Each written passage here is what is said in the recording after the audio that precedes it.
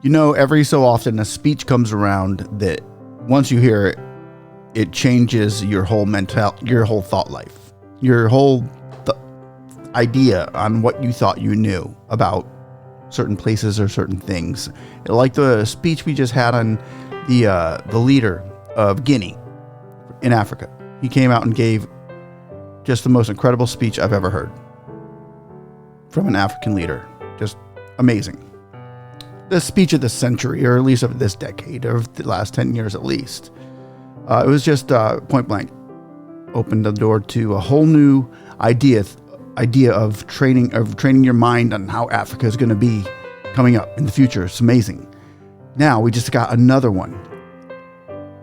The UN in the UN summit in 2023, the same one that we got the Guinea speech from, and this one from Burkina Faso, the Minister of State over there. Oh man, I listened to it. I was like, I need to translate this myself, just to give it what I feel like the power that it needed behind it, because it was such a powerful speech. It wasn't about that flossy knots in the hillbillification that everybody else was just talking about, saying the same thing. Just send me money for climate change. We need this for climate change, blah, blah, blah. And we're going to be a better world. But this guy from Burkina Faso, he just made everybody take a step back and say, whoa, that's what this is about. I hope you like it. Like and subscribe. And I now love you. Give the floor to His Excellency Basolma Bazi, Minister of State, Minister of Civil Service of Burkina Faso.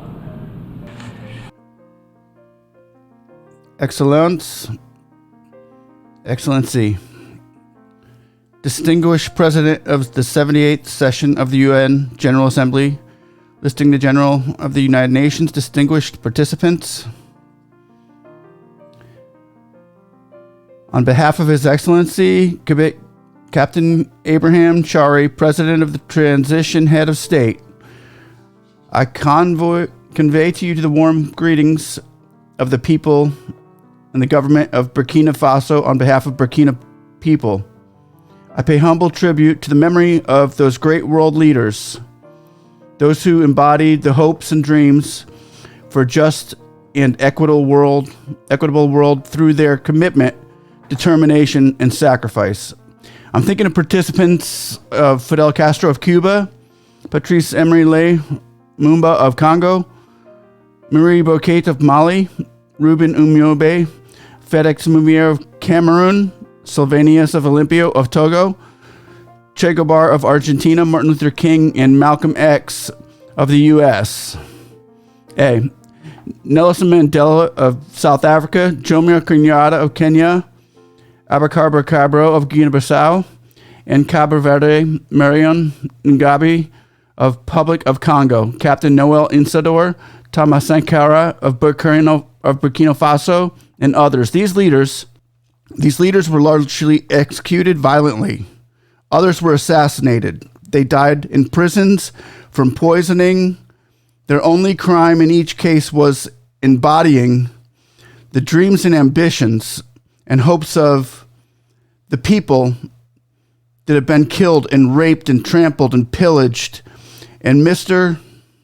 President, my presence at this august podium before the UN on behalf of Burkina Faso of upstanding men is not to beat my breast in lamentation. I'm not here either to make a flowery speech. I was sent here to tell you that the lies of the states, diplomatic hypocrisy, the thirst for power, and the frenetic quest for profit, and the diabolical spirit of domination, exploitation of many men, these are the true wounds that poison our coexistence and drive all societies toward perdition, including our organization, the UN. His Excellency, Mr. Antonio Guterres, Secretary General of the UN, His Excellency, Mr. Biden, President of the United States, His Excellency, Dennis Francis, Representative of Trinidad and Tobago to the UN, elected President of the 78th session of the General Assembly, His Excellency, Luis da Silva of Brazil. Allow me to cite excerpts from your perspective statements delivered at this very podium at the opening of this 78th session. First of all, and I quote, "We are living in an upside-down world. Bodies, litter, the place where beaches and billionaires bask." Secondly, and I quote, "We are at a crossroads. We have a common cause that is leaving to our children a world with a better social environment." And end quote. And for the third person, "Despite difficulties, we can emerge from this. What we lack is not ability, but political will. Otherwise, we will be able to provide progress and peace for all." And for the fourth personage, I'm citing, "There is a dissonance between rhetoric and practice. The facts. The UN Security Council is paralyzed. The UN must shoulder its responsibilities in a world of solidarity and justice as laid out in the UN Charter. And this requires to have the courage to fight inequality." The quintessence of these statements by these four august personages clearly shows that inequality throughout the world is deliberate. Otherwise, with a modicum of courage and political will, we would be able to if not eradicate them, at least to minimize them. Indeed, every year we hear so many speeches as well as promises and commitments. But the proof of dissonance between rhetoric and facts, these issues relating to principles in the UN Charter, including justice, equality, dignity, integrity, and self-determination, the sovereignty of the states, the inviolability of territory, and respect for international law, of this dissonance lies in what's happening in Libya and Sahel, especially in Niger, and the crisis between Russia and Ukraine. First of all, in Libya, after catastrophic flooding, thousands of people lost their lives to Osage. To assuage our conscience, every nation rushed to provide their condolences and solidarity. This was, of course, to give the impression that we're living in a society that we defend these values. Intellectual honesty requires, and the history of our conscience tells us, that we ought to sincerely apologize to these people, the Libyan people, for collectively, individually being complicit, whether through passiveness or active complicity for supporting those butchers who caused the first man-made disaster in Libya. It was this disaster that brought Libya to its knees by looting and by killing its guides before the flooding, plunged into further sorrow. And unfortunately, this human disaster was led by the UN under Resolution 1970, as well as the guilty silence complicity of ECOWAS in the African Union. This macabre intervention with Nicolas Sarkozy's French spearheading effort killed the Libyan guide, Colonel Muammar Gaddafi, in October 2011. If our condolences to the Libyan people had the slightest bit of common sense that were not hypocritical, then this murderous diplomacy would never have happened. It would never have taken place. And now Niger is en route to becoming a second Libya. Next, international relations are tainted by great diplomacy with no conscience or morals, dignity or integrity, justice nor peace. This is proven because there's a clear hunger for devouring prey today. We unfortunately must see that, contrary to the good faith statements made at this UN podium, which call for respect for the UN Charter and international law, leaders representing the people of Niger, this brotherly people were essentially forbidden from accessing the UN headquarters in Burkina Faso, strongly condemns this underhanded maneuver, which seems to belong to the practices of the past. And this can only be explained by a loss of central values needed for any harmonic life in society. This UN should never be used as an instrument in the hands of any country. Pan-Africanist leaders who fought for African unity, our grandparents who fell in dignity shot by the colonialists, great sons of Africa sacrificed themselves for the honor of their continent, who fought fiercely against slave trade and neocolonialism. Of all of them have had their eternal rest disturbed when they heard that a handful of African exiles, are holding Niger hostage. Yes, dear African continent, just a handful of your children have decided to humiliate you through the shameless lies of the state, starting with Niger.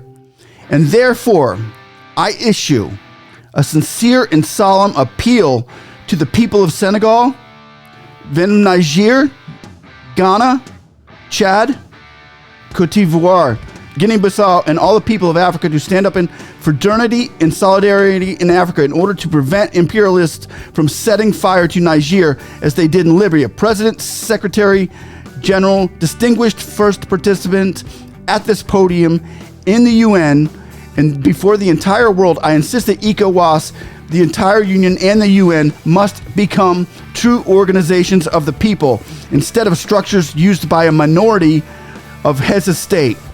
They cannot be used and instrumentalized to destabilize brotherly countries like killing their leaders. This is the only way the UN Charter and international law could have any meaning.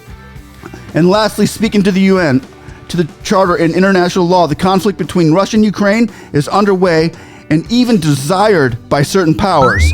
And several Western countries, especially the US and European countries, have provided all forms of military support to this conflict. The Ukrainian civilian population are used as volunteers, and some of them even are piloting tanks. They are treated as patriots in this war. Melanesia and Burkina Faso are dealing with a war that was imposed upon them by imperialism under the pretense of terrorists, and these are sowing terror and destruction despite the UN Charter, which principles of equality, justice on one hand, and on the other hand, international law, which has been cited here at the UN. There is a massive chasm between the treatment of these different issues. For example, take Burkina Faso civilian population are dealing with lethal incursions, monstrous attacks by terrorists, and they've decided to mobilize alongside the defense security forces.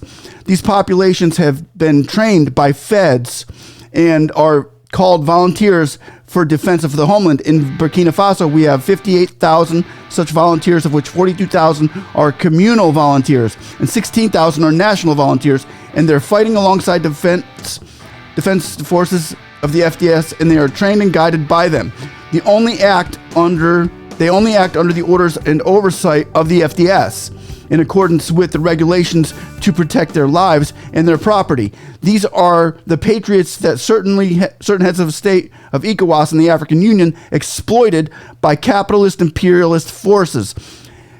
They're trying to describe international community as militias, and that is shameless. That is the shameless state-sponsored lie, Mr. President. If the international community were honest and sincere in its commitment to fight terrorism, it would have no problem with civilian population training themselves to defend themselves.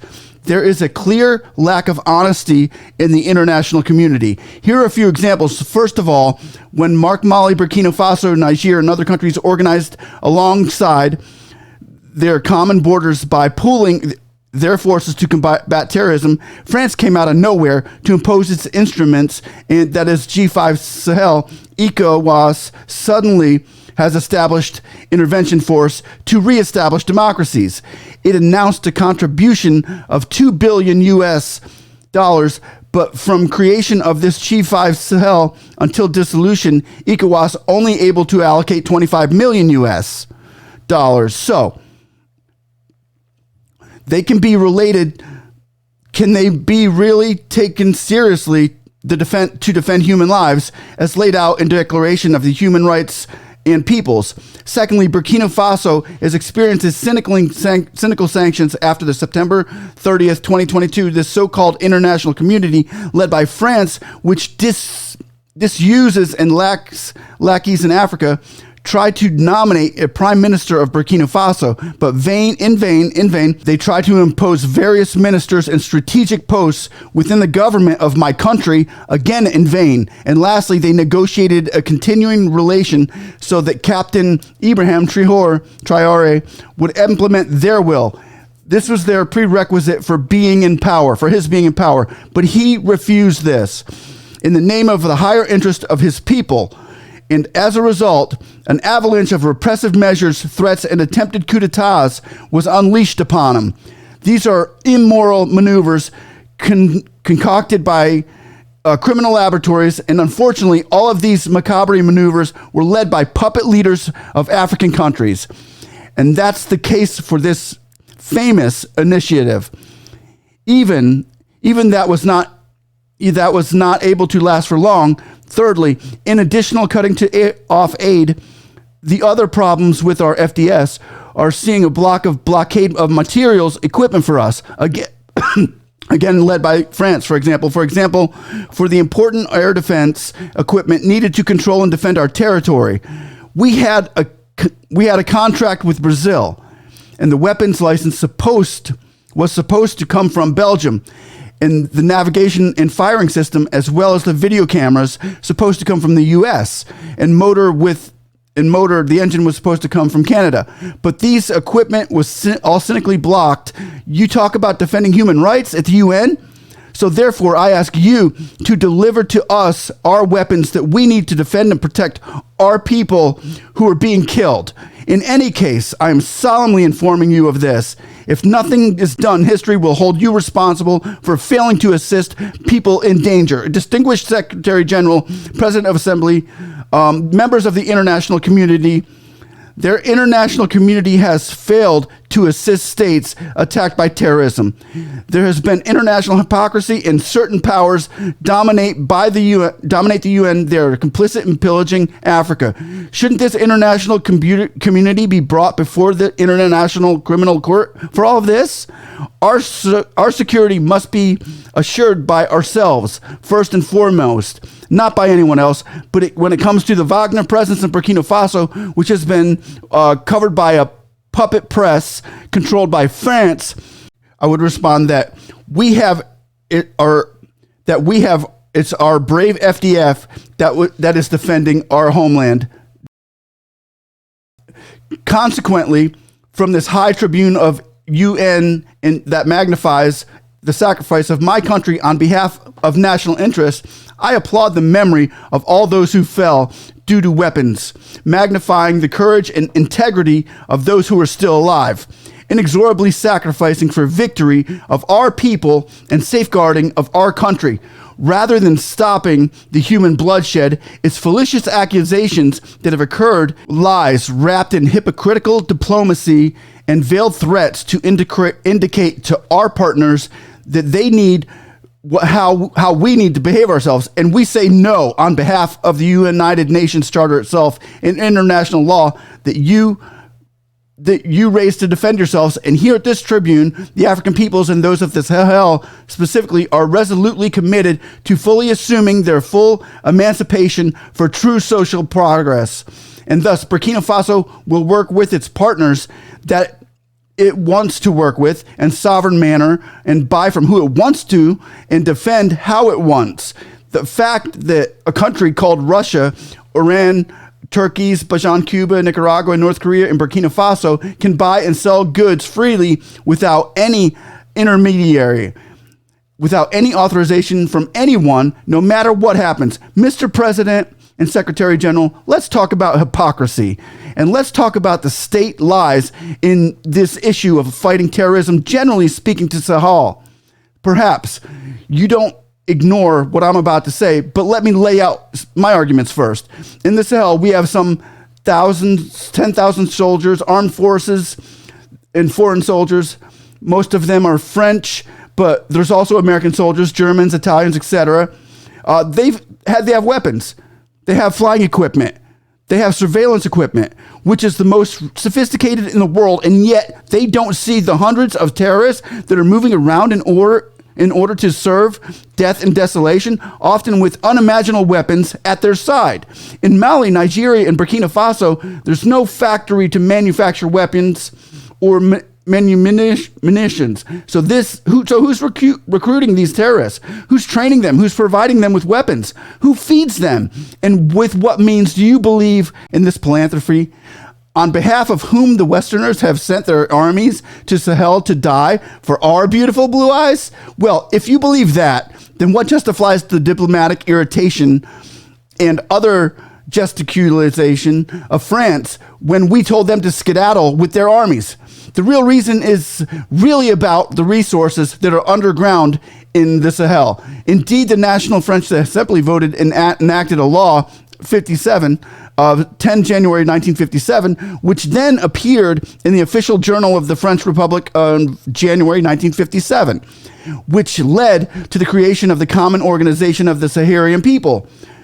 The OCRs, which brought together the parties of Mali, Burkina Faso, Nigeria, Mauritania, Algeria. This zone is unparalleled in the world and in terms of wealth underground. For example, the water table. The most significant water take in the world goes from Mauritians to Somalia, Mauritania to Somalia, and goes through Mali and Algeria, Libya and Nigeria, etc. The newspaper Le Monde in 1957 put forth a figure of 6 to 7 million tons of oil found below our soil, potentially in the Sahara. In addition to the natural resources that we also have, like uranium, gold, cobalt, zinc, diamonds, lithium, copper, etc. You, the Westerners, you so much love the Sahel people so much that you bring your military and your armies to die in the name of democracy, in the name of freedom and human rights and peace. Then why is it that in the African continent, with some 1.3 billion people, and the second largest continent in the world in the terms of people, with the number that I don't know what they're saying to figure out the squared kilometers, we have no permanent seat in the Security Council, such a huge continent with so many people with no right to veto? How do you justify that? Does that not go beyond a state crime? Is it not beyond a crime of the UN? That is happening. So let's stop the diplomatic lying, the gross lies, which basically involves imperialist powers coming to the Sahel to defend democracy and human rights. And let's talk about human rights for a minute. So let's remind ourselves here of the first charter in the world on the issue of human rights was the one in Kirkan-Fugo in Mali in 1236. That was the first documented address and let's go to the second issue, which is Africa does not like to compare deaths that would be ill-mannered in our part to do so. So I will respectfully bow to the memory of the nationalities of people who lost their lives in Africa and in Sahel specifically. But if we look at the hazards that are involved, we look at the unfortunate and condescending attitude of the president of the French Republic, Macron, often who verges on ridiculous while glorifying a hypothetical condescension vis-a-vis African people. And I have to impose on myself here the duty of giving him a little history lesson, because this is why your classrooms are full of children that are learning their lessons well, growing up. In other words, turn to this story at the risk of losing the real story forever. But let me clarify here that no African people is opposed to the French people. There's no anti-French sentiment in Africa, nor is there an issue with our legendary hospitality and our love for our neighbors. Rather, the African people refuse to, in condescendence and the arrogance, the insolence and the sufficiency and paternal attitude and the looting of our resources and organized crime. That's our problem. Indeed, for your memory, Mr. Macron, let me remind you here that through the BBC in England of the 14th June 1940, an appeal was launched by your own grandfather, General de Gaulle, to Africa to come and save France from the grip of the Nazis. Let me remind you, 17,000 Malians died during the World Warriors. This is a blood debt that France has hidden. And if we look at the book of the Bakary Camoin, the professor of University of Sorbonne in France, says in then the same document in page 342, there is a table that looks at the war and the loss of lives in the two wars. People of Mali, Burkina Faso, in Nigeria, over 82,000 fallen soldiers from those countries. Those war in over 154,000 soldiers. And this is from my French source, a book by Henri Léger, Report on the End of the AOF Mission from 1950. It was published. And in the Archives of Senegal, PC, it's in there too. PC. Now, moving on to the next argument, the 17th of November, 1986, Mr. François Mitterrand, the French president at that time, in response to Captain Sankara said, I quote, Africa was looted, and here I am talking about raw materials. I should have talked about people. For centuries, we exploited you at a human level. We stole from your men, your women, your children. We used you. I understand that. I understand your refusal. I understand your revolt. I approve of your fight. You were right to refuse to be sacrificed continent. The time has come for you to develop your own economies based on your own goods and people. And the duty of these countries who abusively used you and used African labor, their duty is to restore Africa what was taken from them over the last few centuries. Indeed, Africa, end of quote, Africa always openly looted, always openly looted and pillaged, but still there is a great deal of wealth in our continent and the people in our mineral resources. And by the way of proof, let's talk about mineral resources. Africa has 30% of the whole worldwide mineral reserves, 40% of gold reserves, 33% diamond reserves, 80% of cobalt reserve and used for telephones, 60% of cobalt reserves for batteries, 55% of uranium reserves. So it's for our defense of Africa that the young people of Africa stand now more than ever. Mr. Macron, do you still need a little bit of history in order to remember? Finally, before the regrettable exit of the unfortunate exit of Mahiman Makombe, the French president, he was attacked by so many politicians and compatriots who live in Africa bosom. But let me remind you, despite that Germany have some 83 million inhabitants with a superficial land surface of 340,000 square kilometers, compared to the Congo, which has 95 million inhabitants, over 2,345,000 square kilometers. Belgium has 11 million inhabitants with over 3,000 square kilometers, compared to Gabon with 2.5 million and over 67,000. France has 68 million inhabitants and over 672,000 square kilometers, compared to that of Namibia with 2.5 million inhabitants and 825,000 square kilometers. All this shows this peace to his soul. Africa is the only continent in the world where people sing and dance and applaud those who impoverish them, who starve them and torture them. The misfortune of Africa is to have met France. It's true that the West was violent with Africa, raped and stole from Africa. So what is our share of the responsibility in all this as African leaders? Is it not to the African people is it not us, the African leaders, who have abandoned our identity? Our names have disappeared in order to make way for the names that do not match our realities. We need to reconquer our own culture and take ownership, and that's why today the people try to make us believe that our values and our attitudes are not natural and are not part of freedom, and that there will never be a question of homosexuality for us. Let me repeat, homosexuality will not take root in our countries. Mr. President, now what's just been described are very unfortunate labels used by the UN that can be summed up to follows: 1.2 billion people who are in depths of poverty, $2.2 billion of the United States invested in weapons, 20 times the budget of the United Nations invested in the nuclear, and all these should be compared to the issues in development Africa gets from the IMF and the World Bank, $34 billion vis-a-vis $160 billion invested in the West. The paralysis of the Security Council, the paralysis of the World Trade Organizations, increasing tensions due to geostrategic repositioning, the World Health Organization, which is increasingly dominated by Western pharmaceutical companies and trade interests. We see this, for example, with the priority attached in terms of trade to vaccine against COVID-19.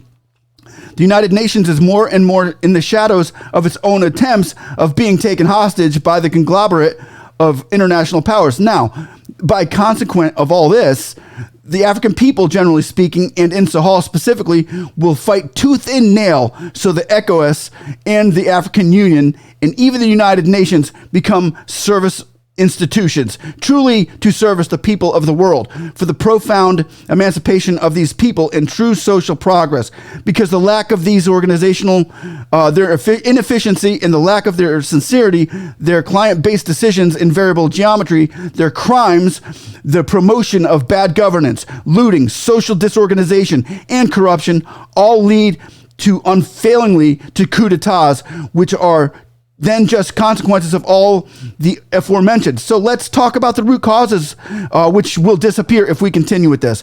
Putting our heads in the sand like the ostrich in the hypocritical form of diplomacy. With state-sponsored crimes and organized crime, state-sponsored lies, constitutional lies, in the making heads of states for Africa, even the United Nations will not be spared of the coups d'etats.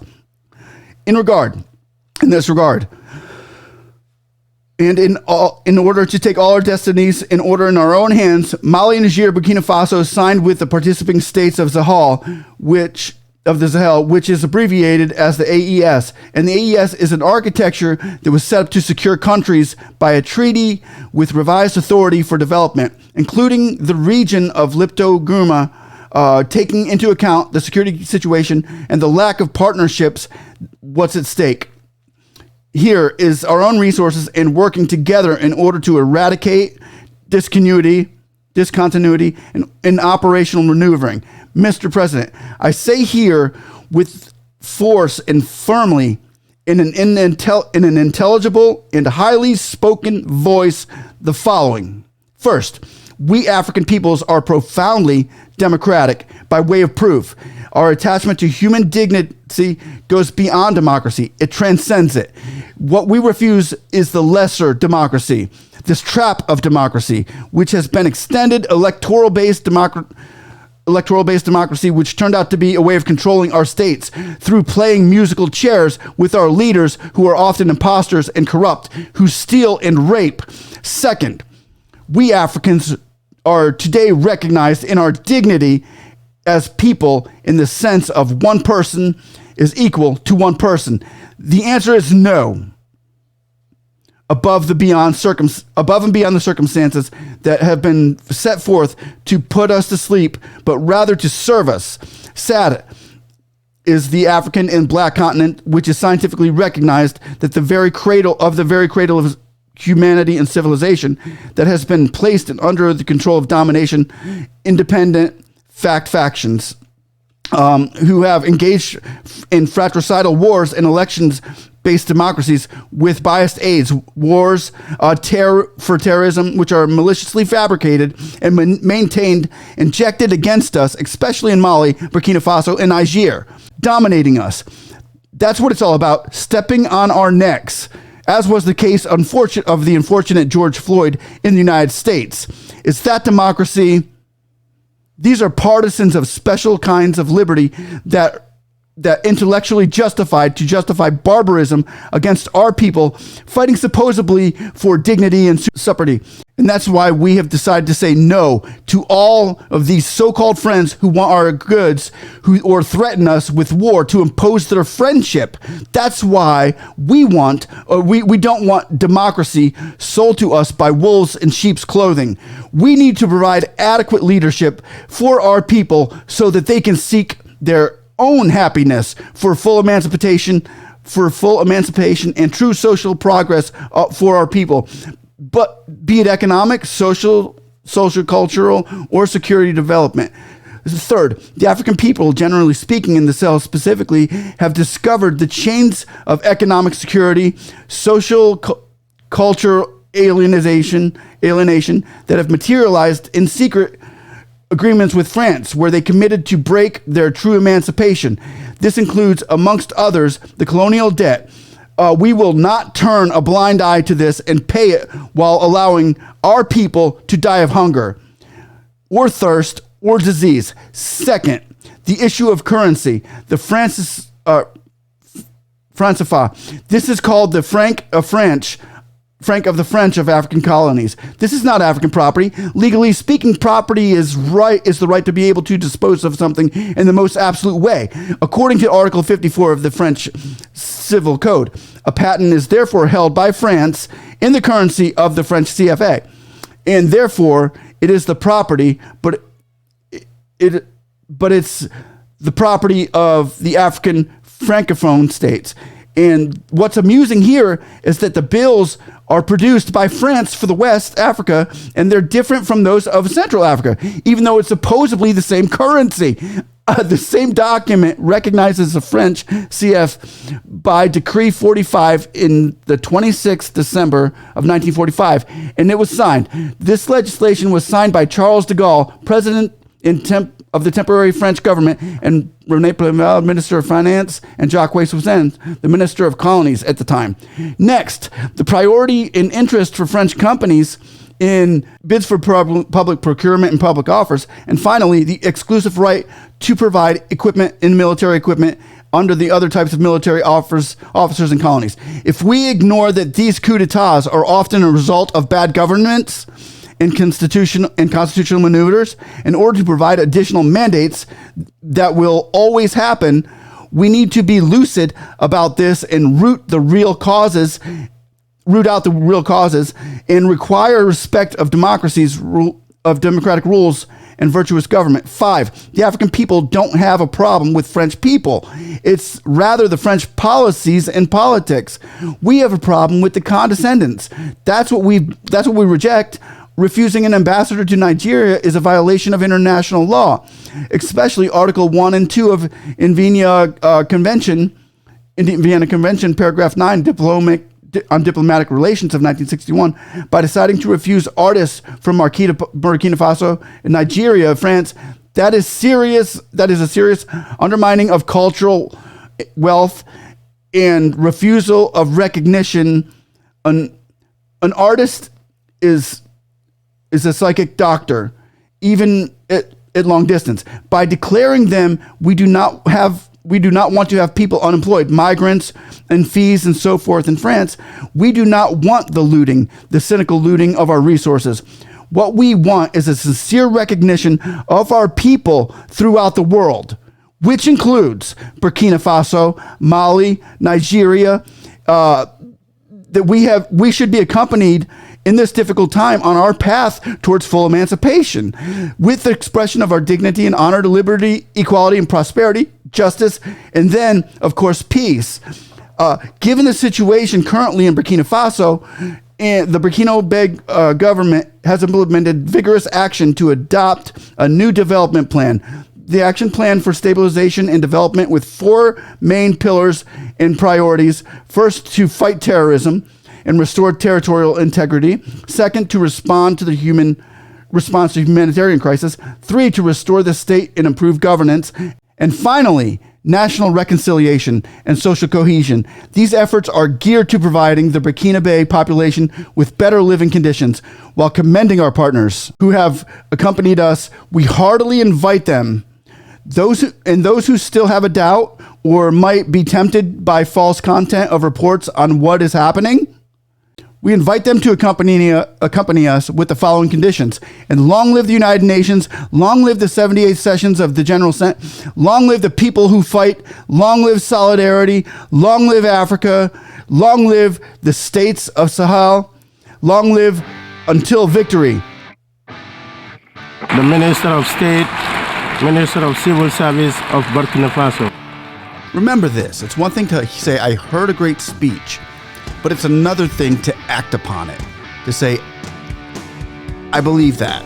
I agree with that. I'm going to help this cause. I'm going to move in this cause. I am going to back my leaders up here and say, yes, we're with you. I am going to make it known and let the world know that we are with you, and let's move forward in this together. So we don't just sit around and wait for the next speech. We contact our leaders. We go out into public and talk to the people and explain to people what is going on. Be a part of this move that you're a part of this move. Jump in. And again, I love you guys.